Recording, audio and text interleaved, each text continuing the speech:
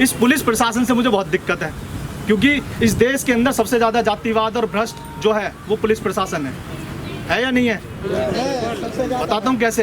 अगर आप रिसर्च पढ़ेंगे तो आपको पता चलेगा कि 90% लोग ना तो अपने काम के प्रति वफादार हैं, ना अपनी जिम्मेदारियों के प्रति वफादार हैं। वो लोग वफादार हैं सिर्फ अपनी जातियों के प्रति या फिर भ्रष्टाचार के प्रति। इनकी लिस्ट बना लो, इनकी लिस्ट बना लो। जितने भी लोग ये वर्दी पहन के गलत कर रहे हैं, इनको एक एक को जो है इनका बराबर हिसाब किया जाएगा, सबका बराबर किया जाएगा।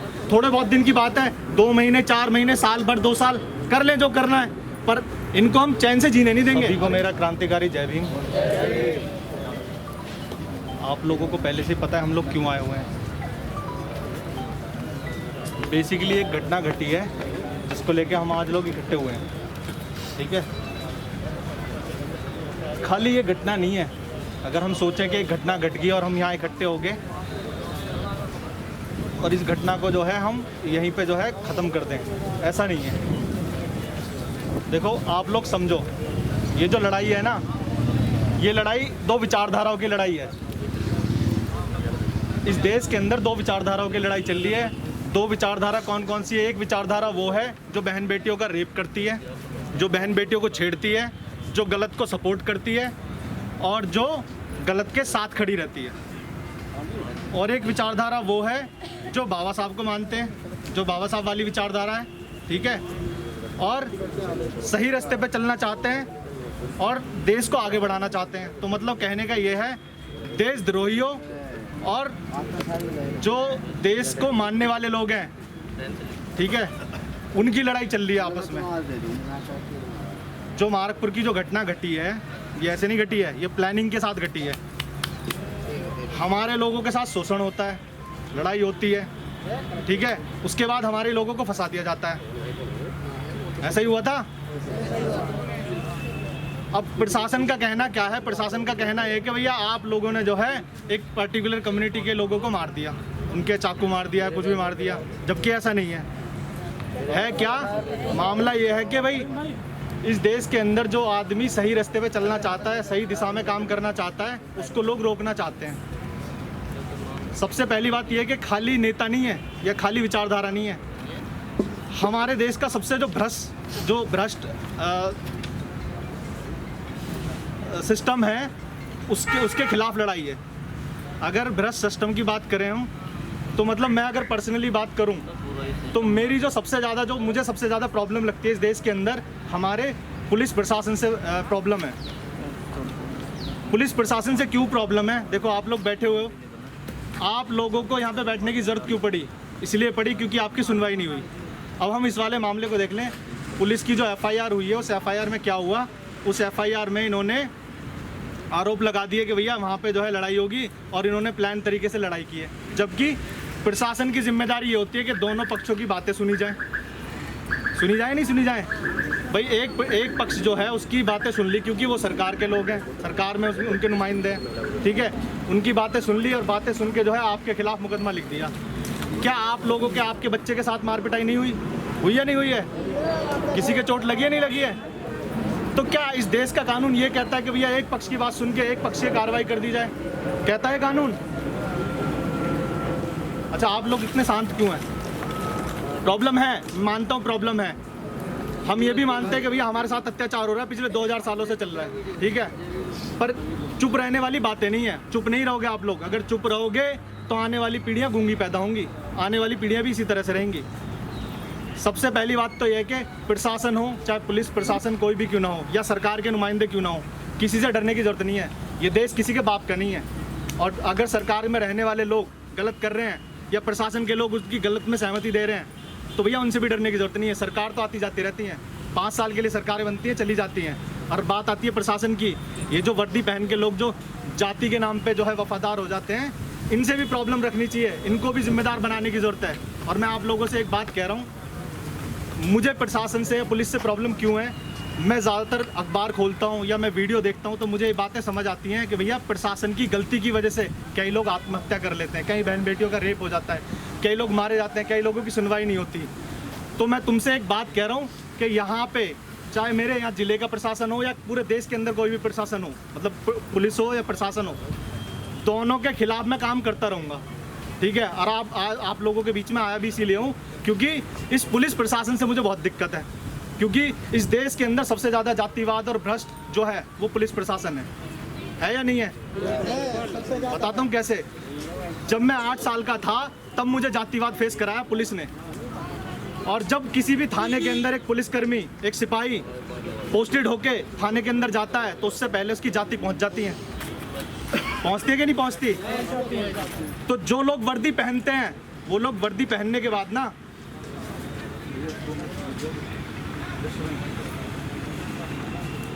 जो लोग वर्दी पहनते हैं, वर्दी पहनने के बाद भी कानून के प्रति, अपनी नौकरी के प्रति वफादार नहीं है।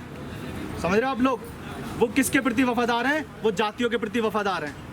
जातियों के वर्दी पहनने के बाद भी उनको ऐसा लगता है कि उनकी जाति के लोग अगर किसी की बहन बेटियों का रेप करके आएंगे, किसी को मार के आएंगे, पीट के आएंगे, तो वो उनको बचा लेंगे। वो लोग ये सोचते हैं। तो जितने भी ऐसे लोग हैं इस पुलिस प्रशासन के अंदर, लगभग 90% ऐसे लोग हैं। और बाकायदा अगर आप रिसर्च पढ़ेंगे तो आपको पता चलेगा कि 90% लोग ना तो अपने काम के प्रति वफादार हैं, ना अपनी जिम्मेदारियों के प्रति वफादार हैं। वो लोग वफादार हैं सिर्फ अपनी जातियों के प्रति या फिर भ्रष्टाचार के प्रति। तो अगर आप लोग ऐसे प्रशासन को सपोर्ट करते रहोगे, ऐसे लोगों से डरते रहोगे, तो ऐसे जो जातिवादी जानवर हैं, जो जातिवादी टेररिस्ट हैं, इस देश को बर्बाद कर देंगे। करेंगे कि नहीं करेंगे? तो आप लोग डरते हो इनसे? मैं नहीं डरता। मैं ना पुलिस से डरने वाला, ना किसी के बाप से डरने वाला। पुलिस हमारे लिए है, हम पुलिस के लिए नहीं है, ना पुलिस के बाप के नौकर हैं, ठीक है।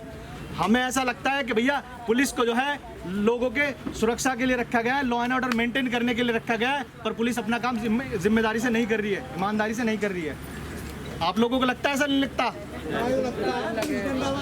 मेरी बातों से सहमत हो या नहीं हो? तो क्या इस देश का जो ये पुलिस प्रशासन है,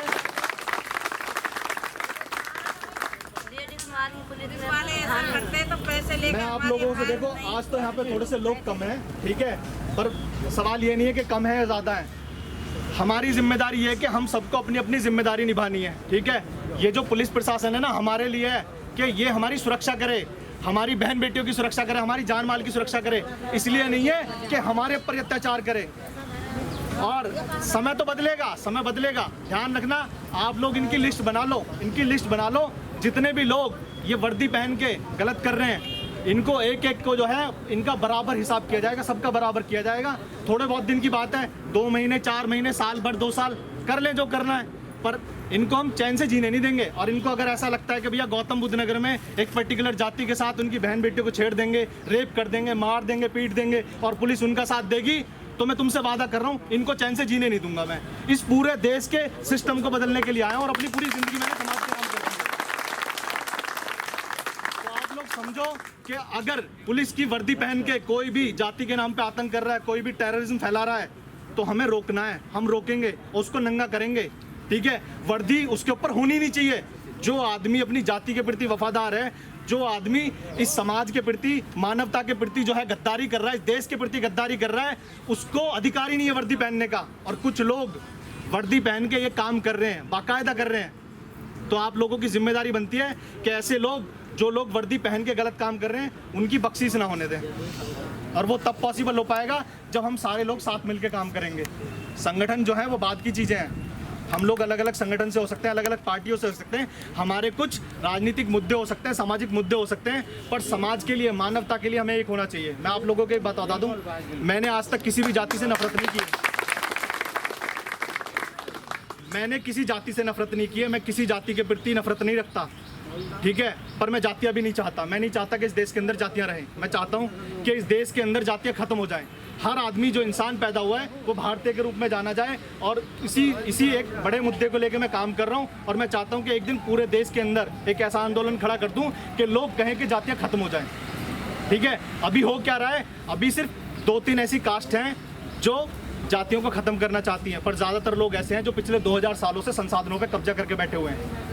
ठीक है, उनके पास ज़मीन है, जायदाद है, ठीक है, सब पे कब्जा करके बैठे हुए। सरकारी नौकरियों पे भी, जो अभी तक की सरकारी नौकरी है ना, आपके कोटे के, आपके हिस्से की नौकरी पे भी वही कब्जा करके बैठे हुए हैं। इसीलिए ऊपर वो सांप की तरह कुंडली मार के बैठे हुए हैं, वो नीचे के लोगों को ऊपर नहीं आने देना चाहते। अगर आप नौकरी करने जाओगे, आप बिजनेस करने जाओगे, तो आपके बीच में बैरियर लगा दिए जाएंगे। तो सबसे पहले ये जो व्यवस्था बनी हुई है, जो ये सिस्टम बना हुआ है ना, इसको ध्वस्त करना पड़ेगा। और ये ध्वस्त तभी होगा जब तक पुलिस प्रशासन के अंदर से ये जातिवाद और भ्रष्टाचार खत्म नहीं होगा। और अगर आप लोग चाहते हो कि भैया इस देश के अंदर से जातिवाद और ये भ्रष्टाचार खत्म हो, तो हमें सबको एक होकर काम करना पड़ेगा। और जितने भी ऐसे पुलिसकर्मी हैं, जितने भी प्रशासन के ऐसे लोग हैं जो अपनी जातियों के प्रति वफादार होकर काम करते हैं और दूसरी जो कम्युनिटी हैं, दूसरी जो जाति हैं, उनकी बहन बेटियों के प्रति नेगेटिव रवैया रखते हैं, उन लोगों को सबक सिखाना पड़ेगा। और सबक कानूनी तरीके से सिखाना पड़ेगा। इनकी जो वर्दी है, इनके कंधों पे नहीं होनी चाहिए, इनकी वर्दी इनके शरीर पे नहीं होनी चाहिए, क्योंकि ये लोग डिजर्व नहीं करते। और जो लोग डिजर्व करते हैं उनके ऊपर होनी चाहिए, नहीं होनी चाहिए। और आज यहाँ रवि भाई बैठे हुए हैं, ठीक है, और भी बहुत सारे लोग आए हैं, मैं बहुत सारे लोगों के नाम नहीं जानता, पर आज यहाँ इस मंच के माध्यम से हम एक ऐलान करके जा रहे हैं कि प्रशासन को ना टाइम दे के जाएंगे। इनको टाइम देंगे कि एक पक्षीय कार्रवाई नहीं होनी चाहिए। जो एफआईआर लिखी गई है वो झूठी एफआईआर है, उसमें बनावटी बातें लिखी गई हैं, उसमें लोगों को जानबूझ के फंसाया गया है। प्रशासन को हमारी बातें सुननी पड़ेंगी। अगर नहीं सुनेगी तो रवि भाई अभी एक डेट की अनाउंसमेंट कर देंगे, हम गांव-गांव जाएंगे, पूरे गौतम बुद्ध नगर को इकट्ठा कर देंगे, इस जिले को चलने नहीं देंगे। ये मैं वादा करके जा रहा हूँ।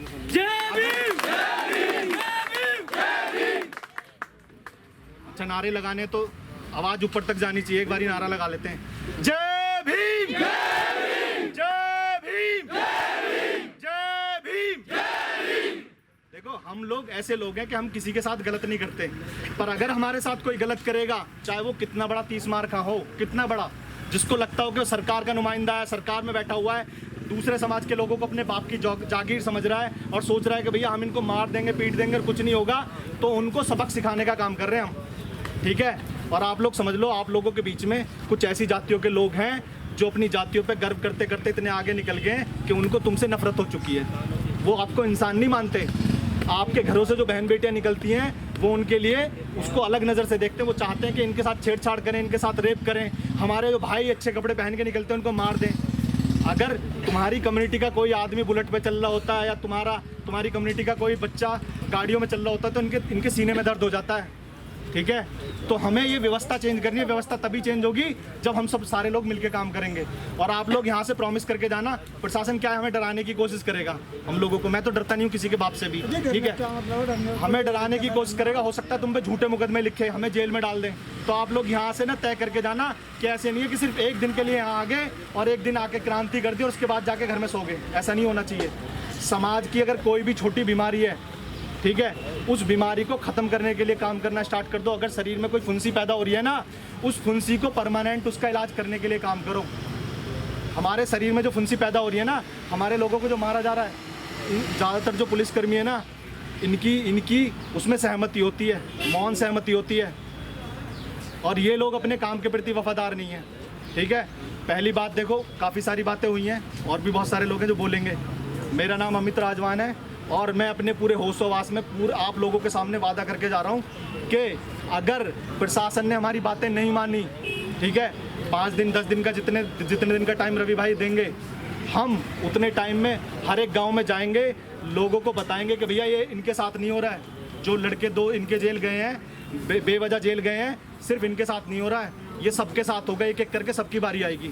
अगर कोई अपने घर में रह के ये सोचता हो कि सिर्फ इनके साथ हो रहा है, तो मुझे लगता है कि उससे बड़ा बेवकूफ़ कोई नहीं है, ठीक है।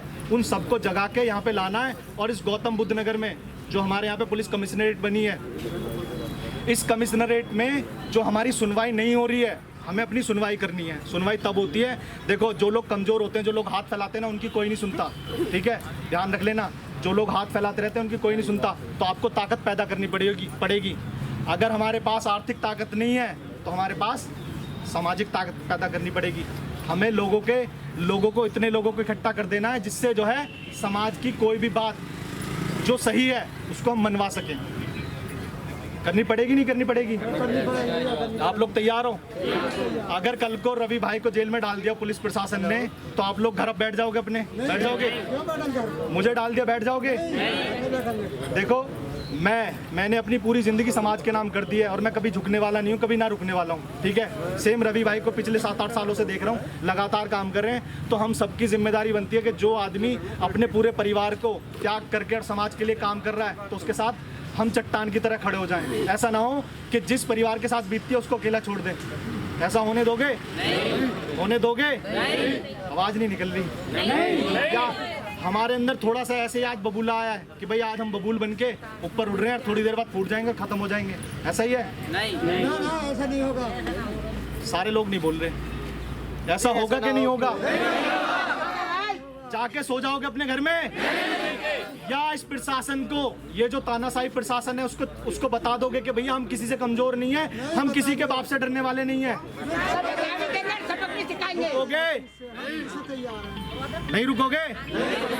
तो देख लो, आज यहाँ के इसी मंच के माध्यम से हम वादा कर रहे हैं कि भैया अपने समाज का सम्मान नहीं गिरने देंगे किसी भी कंडीशन में। ना गलत करते हैं ना किसी को करने देंगे, और किसी को इजाजत नहीं है कि वो गलत करे। है इजाजत? नहीं।